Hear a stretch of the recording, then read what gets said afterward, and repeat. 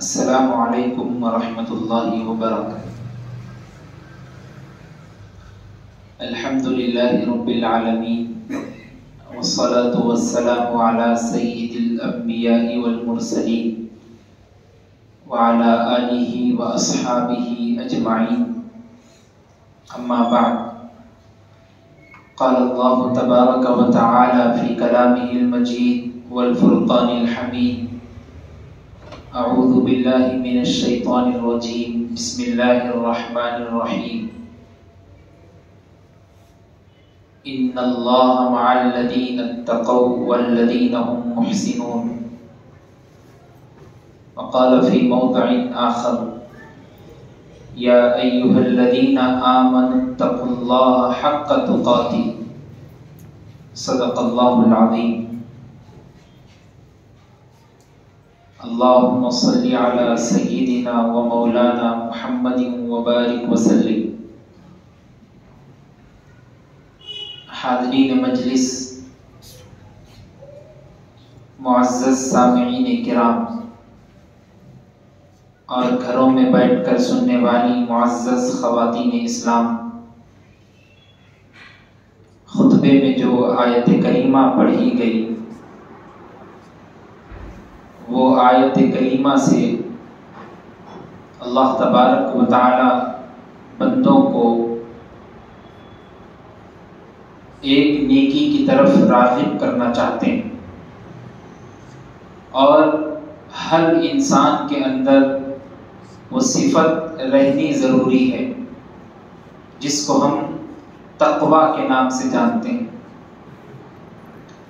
تقویٰ اللہ کا خوف، اللہ کا ڈر اپنے اندر پیدا کرنے کا نام ہے، اور گناہوں سے بچنا، حرام کاموں سے اجتناب کرنا، حلال کاموں پہ ڈٹے رہنا تقوی کا نام ہے۔ کسی نے حضرت ابو ہریرہ رضی اللہ عنہ سے سوال کیا اور پوچھا کہ تقوی کیا ہے؟ مسند احمد کی روایت ہے، حضرت ابو ہریرہ رضی اللہ عنہ نے فرمایا اور ان سے پوچھا، کیا تم کبھی گھنے جنگلات میں تمہارا جانا ہوا جہاں پہ جھاڑیاں ہو اور کانٹے ہو اور تقریباً ہر طرح کے کانٹے ہو، وہاں کبھی جانا ہوا؟ اس آدمی نے کہا ہاں، بہت مرتبہ جانا ہوا۔ حضرت ابو ہریرہ نے پوچھا، تم اس وقت کیسا وہاں سے نکلتے ہو؟ تو اس آدمی نے کہا، میں اس وقت کانٹوں سے بچتے ہوئے اور اپنے آپ کی حفاظت کرتے ہوئے، اپنے کپڑوں کی، اپنے بدن کی، اپنے سر سے لے کر پیر تک کی حفاظت کرتے ہوئے آسانی کے ساتھ نکلتا ہوں۔ حضرت ابو ہریرہ نے کہا، ذاک التقوی، تقوی اسی کا نام ہے۔ تم دنیا میں رہتے ہوئے حرام کاموں سے بچ کر اللہ کی طرف دوڑتے ہوئے جانا، یہی تقوی ہے۔ آئیں گی دنیا میں مصیبتیں، پریشانیاں، کبھی سچویشن، کبھی حالات ایسے پیدا ہو جائیں گے کہ تم حرام کاموں کی طرف تمہارا دل راغب ہوگا۔ کبھی تمہارا دل یہ بولے گا کہ بھائی EMI پہ کوئی گاڑی اٹھائیں گے، کبھی تمہارا دل یہ بولے گا کہ بھائی انٹرسٹ پہ کسی کے پاس سے پیسہ لیں گے، کبھی تمہارا دل یہ بولے گا کہ بھائی میرے پاس 5 لاکھ ہے، میں رہن کا گھر لے کے رہنا چاہتا ہوں۔ تمہارا دل بولے گا، لیکن اس وقت اللہ کا خوف دل میں پیدا ہونا اور اللہ کی طرف جانا، ذاک التقوی، یہی تقوی ہے۔ اور حسن بصری رحمۃ اللہ علیہ نے ایک نوجوان طالب علم سے پوچھا، نہایت پاکیزہ اور نہایت سادہ طالب علم تھا حسن بصری رحمۃ اللہ علیہ نے پوچھا، بتاؤ متقی کون ہے؟ تو اس لڑکے نے جواب دیا، متقی وہ ہے جو اللہ کا خوف دل میں پیدا کرے اور دنیا کی خواہشات کے پیچھے نہ بھاگے۔ اس کے بعد حسن بصری نے اس سے پوچھا، پھر متقی کون نہیں ہے وہ بتاؤ؟ تو اس آدمی، اس بچے نے کہا، متقی وہ نہیں ہے جس کے دل میں حرص اور لالچ پیدا ہو جائے، چاہے لالچ زبان کا ہو، چاہے لالچ آنکھوں کا ہو، چاہے لالچ کان کا ہو۔ زبان کا لالچ کیسے؟ بات کرنے کا طریقہ نہیں معلوم، کب کیا بول رہے، کس کو کیا بات کر رہے، کون سی گالی کب دے دے رہے، کس سے کیسی چھڑکی والی بات کر رہے، کچھ نہیں معلوم۔ یہ زبان کا لالچ ہے، زبان آپ کی آگے بڑھ گئی۔ اور کان کا لالچ، کس کی بات کہاں سننا ہے آپ کو نہیں معلوم، کون سی چیز کب سن کے کس کے سامنے بولنا ہے آپ کو نہیں معلوم۔ آنکھوں، کان کا لالچ، اور آنکھوں کا لالچ بد نظری، کوئی سامنے سے جا رہا، آپ کی آنکھ اس کی طرف اڑ گئی، نظر چلی گئی، یہ تقویٰ نہیں ہونے کی علامت ہے۔ اور آپ کو معلوم ہونا چاہیے اللہ تبارک و تعالیٰ نے قرآن مجید میں جنتیوں کی جب بات کہی کہ جنتی کون ہے، تو اس کے ساتھ اللہ تبارک و تعالیٰ نے تقوی کی علامت کو وضاحت کے ساتھ بیان کی۔ فَسَأَكْتُبُهَا لِلَّذِينَ يَتَّقُونَ وَيُؤْتُونَ الزَّكَاةَ وَالَّذِينَ هُمْ بِآيَاتِنَا يُؤْمِنُونَ۔ ہم نے ان کے ناموں کو لکھ لیا ہے جو جنت میں جائیں گے، وہ کون ہوں گے؟ تقوی والے ہوں گے۔ یتقون ویؤتون الزکاۃ، ان کے دل میں اللہ کا خوف ہوگا اور وہ زکات ادا کریں گے۔ جنت کی جب بات آئی، جنتیوں کی بات آئی، تو ساتھ ہی ساتھ اللہ نے متقی کی علامت بھی ظاہر کی۔ اور آپ سورہ بقرہ پڑھتے ہیں، پہلی آیت میں اللہ تبارک و تعالیٰ نے بیان کیا الف لام میم ذالک الکتاب لا ریب فیہ ھدی للمتقین۔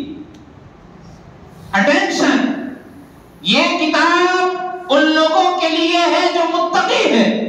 وہ متقی کون ہے؟ اللہ آگے بیان کر رہے الذین یؤمنون بالغیب، جو غیب کی باتوں پر ایمان رکھتے ہیں، ویقیمون الصلاۃ، نماز ادا کرتے ہیں۔ پوری چیزیں اللہ تبارک و تعالیٰ نے آگے بیان۔ اصل میں قرآن مجید ہدایت کا ذریعہ انہی لوگوں کے لیے جو تقوی اپنے دل میں پیدا کرتے ہیں۔ حضرت ابوبکر صدیق رضی اللہ تعالیٰ عنہ کے بارے میں آتا ہے کہ ایک مرتبہ ان کے خادم نے ان کے پاس دودھ کا ایک گلاس لایا، اور حضرت ابوبکر صدیق کا معمول تھا کہ جب بھی دودھ یا کوئی چیز لیتے تو پہلے اس کے بارے میں معلومات کرتے تھے، پوچھتے تھے کہ یہ چیز کہاں کی ہے، کہاں سے آئی، کیا ہے، کون لائے، کتنے پیسوں میں لی، ساری چیزیں معلومات کرتے تھے۔ لیکن اس وقت سچویشن ایسی تھی کہ ایک ہفتہ کتابوں میں بات ملتی کہ 4 دن سے کچھ پیٹ میں نہیں گیا تھا، تو حضرت ابوبکر صدیق رضی اللہ تعالیٰ عنہ نے بنا پوچھے اس دودھ کے گلاس کو پی لی۔ اور بعد میں ان کے خادم نے کہا حضرت آپ کا تو معمول تھا، پوچھا کرتے تھے، آپ پوچھے نہیں، میں بتاؤں یہ کون سا دودھ تھا، کن پیسوں کا دودھ تھا؟ حضرت ابوبکر صدیق نے کہا کہ بتاؤ کون سا دودھ تھا، کہاں سے لائے تھے؟ تو خادم نے کہا جب میں ابھی اسلام قبول نہیں کیا تھا اس وقت میں جھاڑ پھونک میں رہتا تھا اور تعویذ اور کنڈوں میں مبتلا تھا، اور اس وقت میں، اور آپ کو معلوم ہونا چاہیے کہ اس وقت تو قرآن مجید بھی نہیں آئی تھی، اب جو تعویذ وغیرہ کرتے قرآن مجید کی آیتیں بھی بعض لوگ پڑھتے، جب تو منتر وغیرہ کا ذکر ہوتا تھا وہی پڑھتے تھے، جس کو احادیث شریفہ اور شریعت کی نظر میں حرام قرار دیا گیا، اور اس سے کمایا ہوئی دولت بھی حرام ہو جاتی۔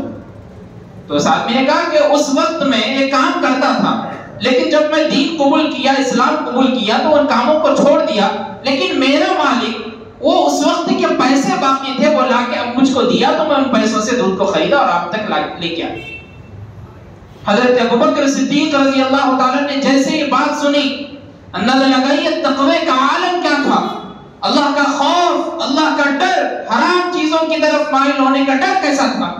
حضرت ابوبکر صدیق اپنے گلے میں انگلی ڈال کر دودھ کو نکال رہے ہیں، اور 4 دن 1 ہفتے سے پیٹ میں کچھ بھی نہیں ہے، کہاں سے نکلے گا، وہ تو فائدہ پہنچ گیا پیٹ کو۔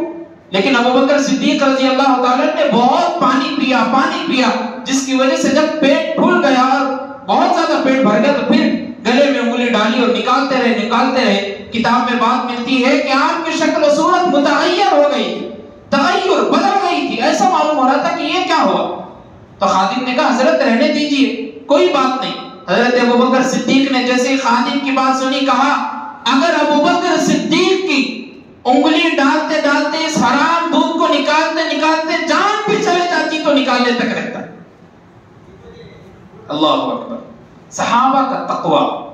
حضرت عمر فاروق رضی اللہ تعالیٰ عنہ کے زمانے کی بات ہے کہ ایک مرتبہ ایک شخص آیا اور آ کر کہا کہ یہ عطر ہے، یہ عطر آپ لوگوں میں بانٹ دیجیے۔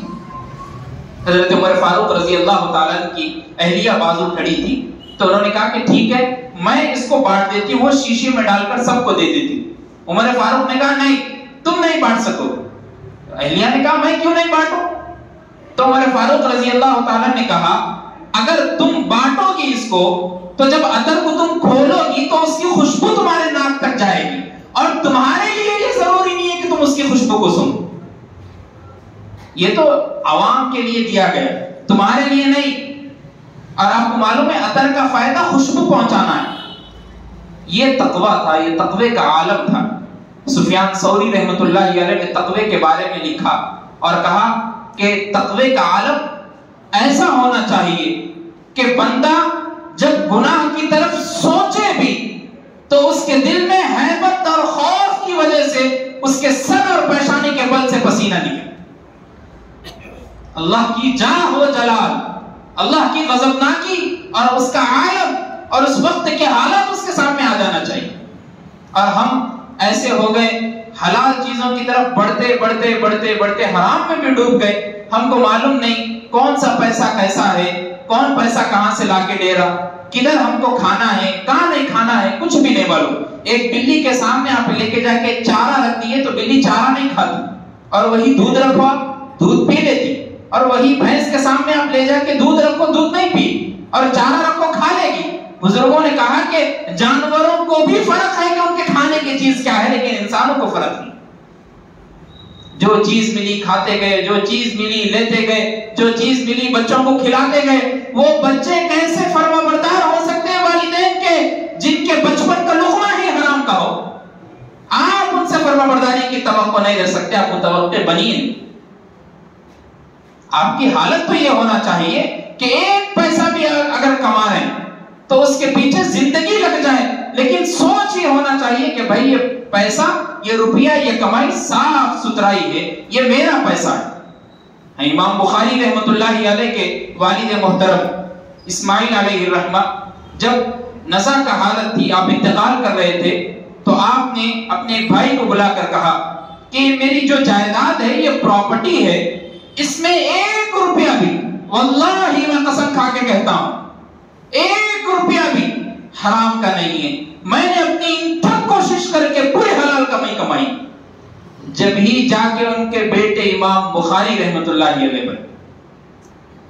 اور ہم چاہ رہے کہ اپنے بچے امام بخاری بنے، جنید بغدادی بنے، صلاح الدین ایوبی بنے. کیسے بن سکتے جب حرام حلال کا فرق ہی نہیں معلوم، جب ماں باپ سکھا رہے نہیں، بتا رہے نہیں. حضرت امام ابو حنیفہ رحمت اللہ علیہ کیسے متقی تھے، کتابوں میں کئی واقعات درج ذیل ہیں، آپ پڑھیے. امام ابو حنیفہ رحمت اللہ علیہ کپڑوں کے تاجر تھے، کپڑوں کی تجارت کرتے تھے، اور ایک آدمی ان کے ساتھ پارٹنرشپ میں تھا. تو ایک مرتبہ ایک تھان کپڑوں کی آئی تو اس میں کچھ ڈیمیج تھا، کپڑا کہیں سے پھٹا ہوا تھا. تو امام ابو حنیفہ رحمت اللہ علیہ نے اس آدمی سے کہا کہ دیکھو اس میں نقص ہے، جب گراہک تمہارے سامنے آئے تو تم اس کو یہ نقص بتانا، اس کے بعد فروخت کرنا، بیچنا، اس سے پہلے نہیں. اب تھوڑے دنوں کے بعد وہ آدمی بھی بھول گیا اور بیچ دیا ویسے ہی تھا. جب امام ابو حنیفہ رحمۃ اللہ علیہ دکان میں پہنچے اور اس جگہ پہ نظر پڑی تو پوچھا تھان کہاں ہے؟ تو اس آدمی نے کہا میں نے بیچ دیا.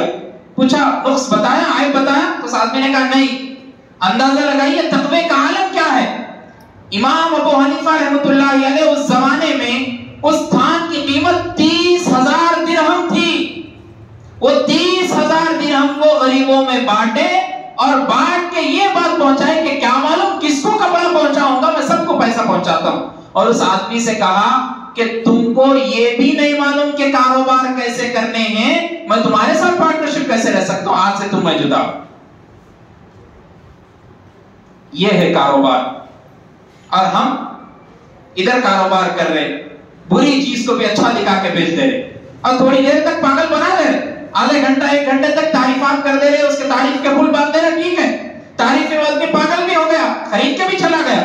اب دیکھیے، اب دکانوں پہ جائیے، اب یہاں پہ جائیے، لاڑ بازار جائیے، مدینہ بلڈنگ جائیے، پٹیل مارکیٹ جائیے، شہران چلے جائیے، بڑے بڑے دکانوں پہ چلے جائیے. حیدرآباد کے ڈیکوریشن ایسا رہتا لائٹوں کا، عیبدار چیز رہے تو بھی اچھی دکھ کے آتی.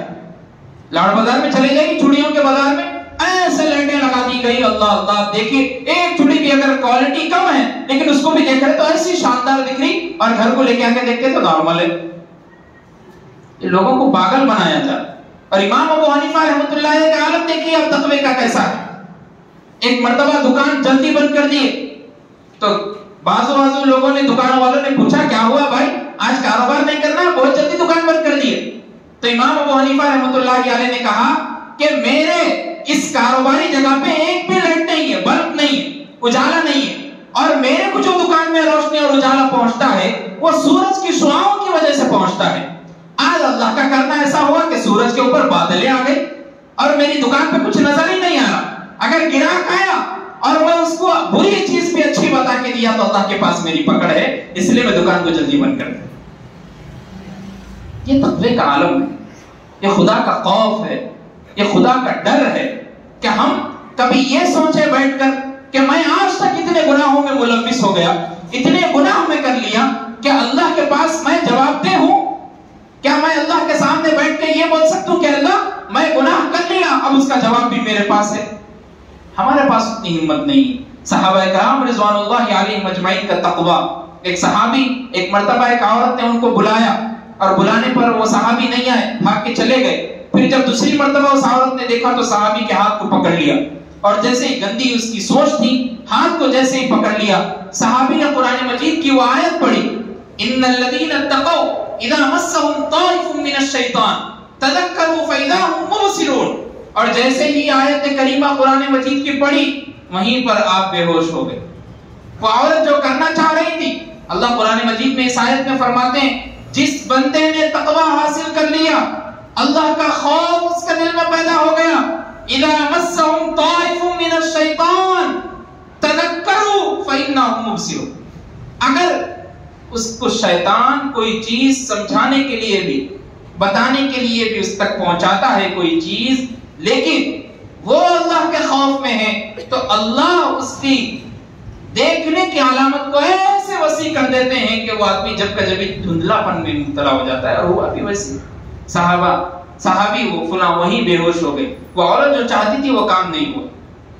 फिर उनको वहां से ले आया, अपने घर पे पहुंचाए। फिर उनके अब्बा के सामने जब खड़े हुए तो अब्बा ने पूछा वाकिया क्या हुआ, तो पूरा वाकिया जब सुनाने लगे तो फिर वही आयत पढ़े, और जैसे ही वो आयत पढ़े फिर बेहोश हो गए। ये सहाबा किराम का तक़वा था, उनका ये आदत था तक़वा। अल्लाह का खौफ, मुत्तकी होने की अलामतें यही होती है। और आपको मालूम है अल्लाह तबारक व तआला ने कुरान मजीद में जिन तक़वे की अलामतों को जिक्र किया और कहा कि जो बंदा तक़वा हासिल करता है, अल्लाह तबारक व तआला उसको 7 नियामतों से नवाजता है। पहली नियामत जिसका तज़किरा अल्लाह तबारक व तआला ने कुरान मजीद में कहा कि वो कभी भी कामयाब हो जाता है, हमेशा कामयाब रहता है। जो बंदा तक़वा हासिल करता है वो बंदा फलाह और कामयाबी की अलामत उसके अंदर छुपी रहती है। अल्लाह तबारक व तआला ने सूरह बकरा में उसको जिक्र किया और कहा, पढ़िए पारे 2 में अल्लाह बयान करते हैं, वत्तकुल्लाह लअल्लकुम तुफ्लिहून। जो बंदा अल्लाह से डरता है अल्लाह उसको कामयाब कर देते हैं। अल्लाह तबारक व तआला ने सबसे पहली सिफत और सबसे बड़ा एहसान बताया कि जो बंदा तक़वा हासिल करता है वो कभी हमेशा कामयाब हो जाता है। उसके बाद दूसरी चीज बताई, तफरीक बैनल हक़ वल बातिल। उसको समझ पैदा हो जाती है कि कौन सी चीज सही है, कौन सी चीज गलत है।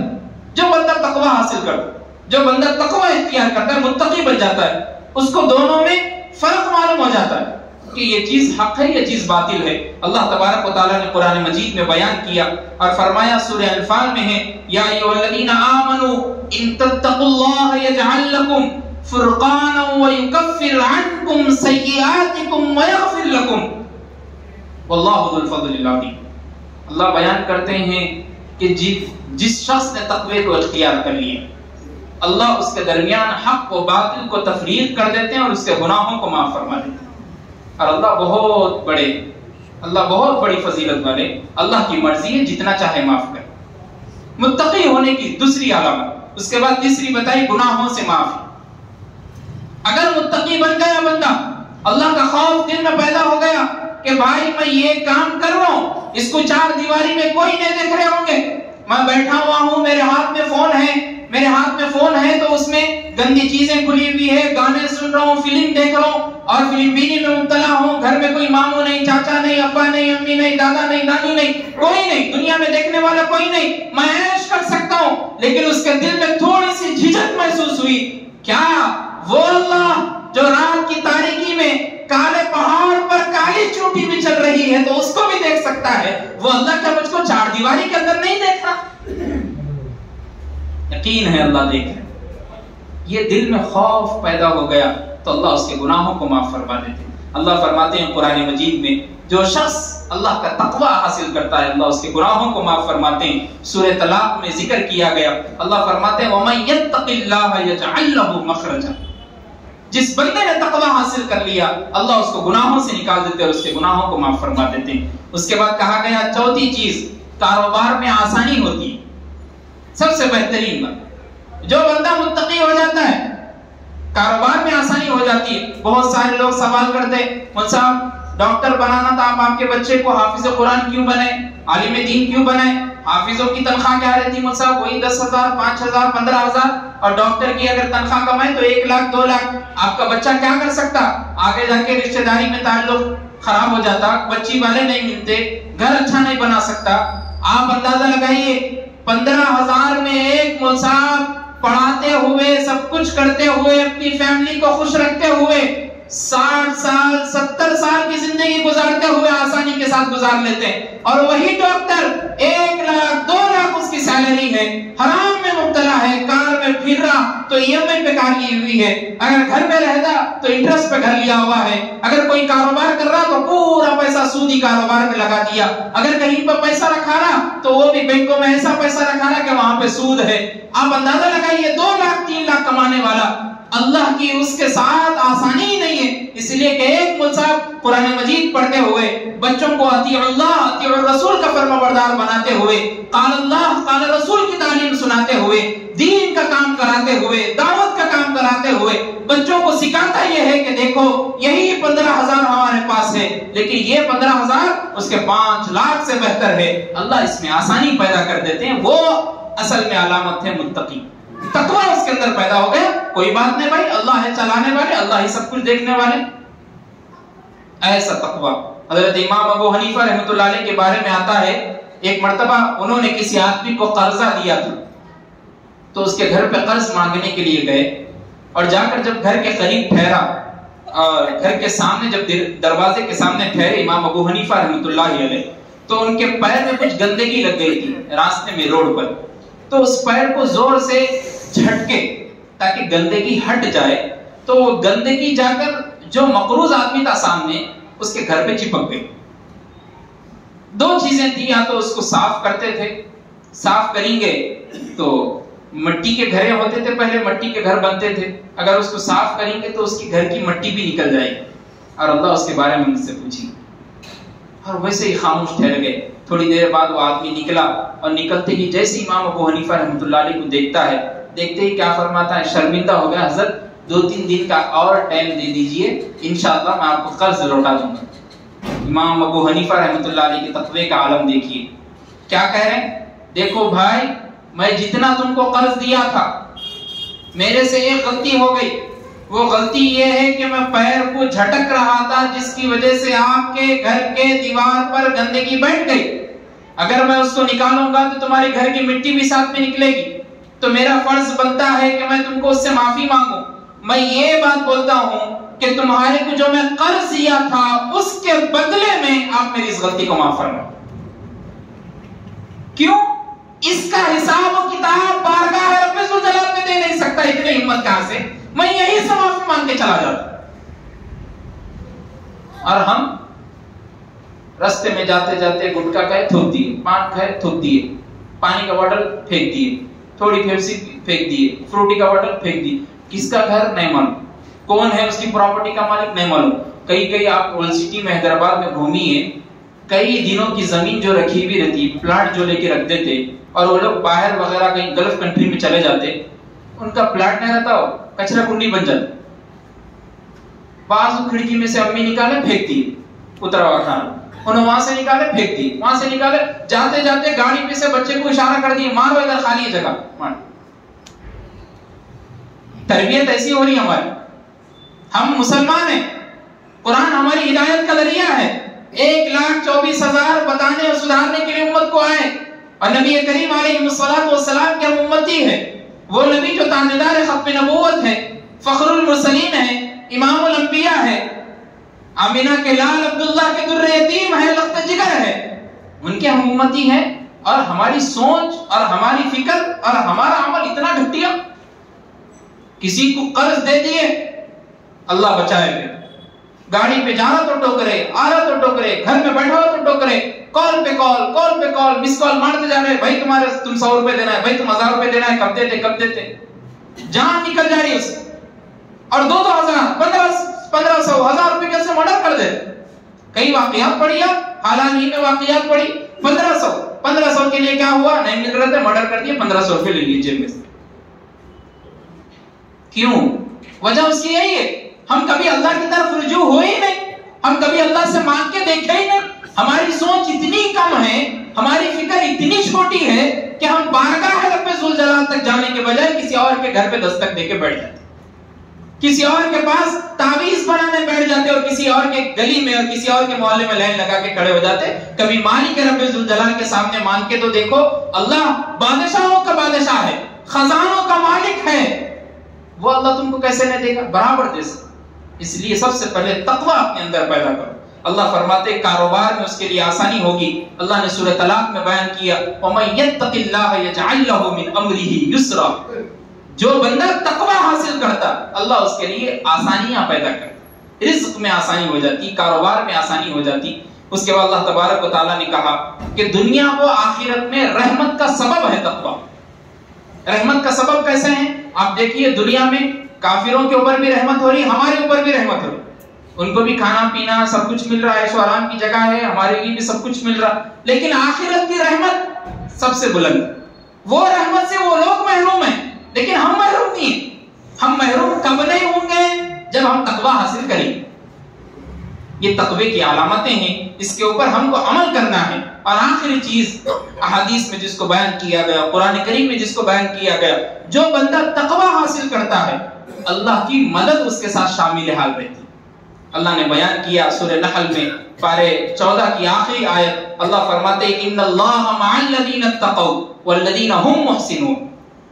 جس نے اللہ کا تقوی حاصل کر لیا اور لوگوں پر احسان کر دیا, اللہ اس کے ساتھ ہے. یہ ہماری صفت ہونا ہے. اللہ کی نصرت اور مدد جبھی چاہ سکتی جب ہم تقوی حاصل کرنے والے بنے. آپ یاد رکھیے, حضرت معاذ بن جبل رضی اللہ تعالیٰ جب کوفہ کے گورنر بنا کر بھیجے جا رہے ہیں, تو اللہ کے رسول صلی اللہ علیہ وسلم پورا ان کو گھوڑے تک چھوڑنے آ رہے ہیں, اور چھوڑتے وقت سب سے آخری نصیحت جو کر رہے ہیں, کیا بولے, اوصیک بتقوی اللہ, معاذ میں تم کو اللہ کے ڈر کی وصیت کرتا ہوں. صحابہ کو نصیحت, صحابہ کو وصیت جو کی جائے, تقوی کی وصیت کی جائے. اللہ اکبر, ایسا معمول ہمارا ہونا ہے. امام ابو حنیفہ رحمۃ اللہ علیہ کے بارے میں آتا ہے, جب کوفہ میں انہوں رہتے تھے تو ایک مرتبہ یہ بات پھیل گئی تھی کہ جو بکرے ہیں وہ بکرے کسی اور جگہ کے تھے, اس کو چوری کر کے یہاں پہ لے کے آئے لوگ, اور لے کے آ کے کوفہ میں کم پیسوں میں بیچ رہے. جیسا آج کل بھی ہوتا, مہاراشٹر کی کوئی لاری رہی تو اس کو لے کے آ کے ادھر بیچ دیتے تاکہ کم پیسوں میں نکل جائے. اور ہمارے پاس تو اب چھوڑیے, ایسا ماحول ہو گیا حیدرآباد میں, چور بازار کے نام سے ہے بازار, اور ہمارے پورے لوگ جاتے, کئی کو جاتے کم میں ملتا, کئی کو کم ملتا, چوری کا مال ہے. اتوار بازار کے نام سے, جمعرات بازار کے نام سے سستے مارکیٹ لگ رہا ہے, اور ہمارے کو پہچان ہی نہیں ہے, حلال حرام کی فرق ہی نہیں ہے. اب دیکھیے امام ابو حنیفہ رحمۃ اللہ علیہ کے بارے میں جب یہ آیا, بات ان تک پہنچی, تو ایک مشہور بکریوں کا ایک تجارت کرنے والا آدمی تھا, تاجر, اس کو بلا کر پوچھا ایک بکری کتنے سال تک زندہ رہ سکتی؟ تو تاجر نے کہا ایک بکری لگ بھگ 7-8 سال تک زندہ رہ سکتی. اندازہ کریے امام ابو حنیفہ رحمۃ اللہ علیہ نے 7-8 سال تک کوفہ میں رہتے ہوئے بکرے کا گوشت نہیں کھایا. وجہ پوچھی تو کہا کیا معلوم, وہ بکری جس کو چوری کر کر لایا گیا اس کا یہی گوشت ہو اور میں کھا لوں. تقوی کا یہ عالم, اللہ کا خوف دل میں. 7 سال ہو گئے, 8 سال ہو گئے, گوشت کا لقمہ ایسی زندگی گزارے. قرض دی امام ابو حنیفہ رحمۃ اللہ علیہ, جا کے ایک جگہ پہ رکے ہوئے رکشے کے لیے, ان کے شاگرد کہہ رہے حضرت ادھر آئیے, ذرا چھاؤں ہے, ادھر کھڑے ہو جائیے, آپ دھوپ میں کیوں کھڑے ہوئے؟ کیا کہہ رہے ہیں امام ابو حنیفہ رحمۃ اللہ علیہ, کہہ رہے ہیں یہ جو گھر ہے جس کا سایہ زمین پر پڑ رہا ہے اس کو میں نے قرض دیا تھا، اگر میں اس سے بغیر پوچھے کہ فائدہ اٹھا لوں تو پھر میدان محشر میں کیا جواب ہے؟ جبھی جا کے امام ابو حنیفہ رحمۃ اللہ علیہ بنے، جبھی جا کے امام الامہ بنے، جبھی جا کے ہمارے تک فقہی معلومات ہوئی، جبھی جا کے ہمارے کو حلال حرام میں فرق معلوم ہوا، شریعت پہنچی، تقویٰ پہنچا ہمارے تک۔ اور اللہ فرماتے ہیں من یرید اللہ بہ، اللہ کے رسول صلی اللہ علیہ وسلم نے فرمایا من یرید اللہ بہ خیرا یفقہہ فی الدین، اللہ جس کو چاہتے ہیں اللہ اس کو دین کی سمجھ عطا فرماتے ہیں۔ کہ یہی سمجھ تھی حاضرین مجلس، ہم کو چاہیے کہ ہم صحابہ کرام کی زندگی کو دیکھ کر عمل کریں۔ حضرت انس رضی اللہ تعالیٰ عنہ ایک مرتبہ، ایک لاسٹ میں 2-3 منٹ کی بات کر کے اپنی بات کو ختم کروں گا۔ ایک مرتبہ اللہ کے رسول صلی اللہ علیہ وسلم مکے میں ہیں، اور جب بات یہ پہنچی اللہ کے رسول صلی اللہ علیہ وسلم تک یہ حکم آیا کہ شراب اب حرام کر دی گئی، تو پورے صحابہ ایک مجلس میں بیٹھے ہوئے شراب پی رہے، اس لیے کہ جب تک شراب حلال تھی، حرام کا کوئی ورد نہیں آیا، تذکرہ نہیں ہوا تھا۔ اور حضرت انس رضی اللہ تعالیٰ عنہ کی روایت ہے، مسلم شریف کی روایت ہے، حضرت انس فرماتے ہیں میں ساقی شراب تھا، میں ساقی تھا، سب کو پلا رہا تھا ڈال ڈال کر۔ ایک شخص بھاگتے ہوئے آیا اور آ کر کہا تم کو معلوم ہے کیا ہوا؟ پورے صحابہ پریشان ہو گئے، کوئی پریشانی بتاؤ کیا ہوا؟ اس آدمی نے کہا اللہ کے رسول صلی اللہ علیہ وسلم پورے مدینے میں اعلان کرا رہے ہیں کہ دیکھو شراب کی حرمت آ گئی، اب شراب مت پیو، حرام ہے۔ اندازہ کریے اللہ کے رسول صلی اللہ علیہ وسلم وہاں بیٹھ کے دیکھنے والے بھی نہیں ہے کوئی ان کو، اور صحابہ کا تقویٰ نہیں کیا۔ جتنے ہانڈیاں تھی، جتنے سرائی تھی، جتنے بگونے تھے، جتنے دیگچیاں تھی شراب سے بھری ہوئی، حضرت انس کو حکم دیا گیا انس سب کو پھوڑ دو، اور سب کو پھوڑ دیا گیا۔ صحابہ حلق میں انگلیاں ڈال ڈال کر شراب کو نکال رہے، تقوی کا عالم۔ اور ہمارے کو کوئی بولتے فری میں کھانا بٹ رہا، یہاں سے لے پوری گلی آگا پورا بھر جاتا ہے، ادھر سے لے کے نیچے تک، معلوم نہیں کس کو بھی کچھ بھی نہیں معلوم، فری کا مل رہا نا بھائی بس۔ ان کے پیٹ میں 4 دن تک کھانا نہیں ہے۔ اللہ کے رسول صلی اللہ علیہ وسلم 3 دن سے بھوکے ہیں، بستر پر جاتے ہیں، مجان حضرت عائشہ بازو آرام فرما رہی ہے، کھجور ایک رکھا ہوا ہے، اللہ کے رسول صلی اللہ علیہ وسلم کا دل چاہ رہا ہے کہ کھجور کھا لوں، لیکن معلوم نہیں ہے کہ کس کا ہے، کیوں کھاؤں، کیسے کھاؤں، چھوڑ دی ویسے ہی سو گئے۔ اور ہمارے کھانے حلق تک ہے، اگر تھوڑی انگلی ڈال دی تو نکل جاتی، ہم ایسا کھا رہے، پھر بھی کہیں فری میں بیٹھ رہا ہو تو کھڑے ہو جائے۔ کوئی سمجھانے والا نہیں صحابہ کو، کوئی دیکھنے والا نہیں، لیکن اللہ کا خوف، ڈر اللہ کا ایسا ہے کہ مدینے کی پوری نہر شراب کی جاری ہو گئی، اور سب صحابہ مدینے میں آ کے مسجد نبوی میں 2 رکعت نماز پڑھ کے اللہ سے معافی مانگی کہ اللہ آج تک ہم نے پی لی تھی، آپ نے حرمت ظاہر کر دی، اب ختم، اب ہاتھ تک نہیں چھونا تو دور کی بات، اس کی خوشبو اور بدبو بھی کہیں پہنچیں گی تو ہم نہیں پہنچیں گے۔ یہ تقویٰ تھا اللہ کا، یہ خوف تھا اللہ کا۔ حاضرین مجلس، ہمیں بھی چاہیے کہ ہم اللہ کا ڈر اپنے اندر پیدا کریں۔ 3 باتیں جو اکثر محبوب العلماء والصلحاء پیر ذوالفقار احمد نقشبندی دامت برکاتہم فرمایا کرتے اپنے بیانوں میں، دیکھو اللہ کا خوف، 3 باتیں یاد رکھو، اللہ کا ڈر خود بخود آ جائے۔ پہلی بات، جو بھی کام کر رہے ہو یاد رکھو اللہ اس کو دیکھ رہے ہیں۔ اب اللہ اس کو دیکھ رہے ہیں تو تمہارا کام صحیح ہو جائیں گے کہ میں حلال کر رہا ہوں یا حرام کر رہا ہوں۔ اس کے بعد دوسری بات کہی، جو بھی سن رہے ہو یہ بات یاد رکھو، اس سننے کی گواہی اللہ کے پاس دینا ہے۔ فرق معلوم ہو جائے گا، اگر میں گالی سنا دینا ہے جواب کہ اللہ میں گواہ ہوں، نے گالی دی تھی اس کے منہ سے۔ تیسری بات، جو بھی دیکھ رہے ہو اللہ بھی تم کو دیکھ رہا ہے، اس کا بھی جواب دینا ہے۔ کسی برقعے پہ پہن کے جاتے ہوئے لڑکی کو دیکھ لیے، کسی اور عورت کو دیکھ لیے، یاد رکھو نظروں کی حفاظت کے بارے میں بھی اللہ کے پاس جواب دیں۔ یہ حضرت کا ایک قول ہے جس کو میں نے ذکر کیا۔ اللہ آپ کو بھی ہم کو بھی عمل کی توفیق عطا فرمائے، سب کو اللہ تقوی والا بندہ بنائے،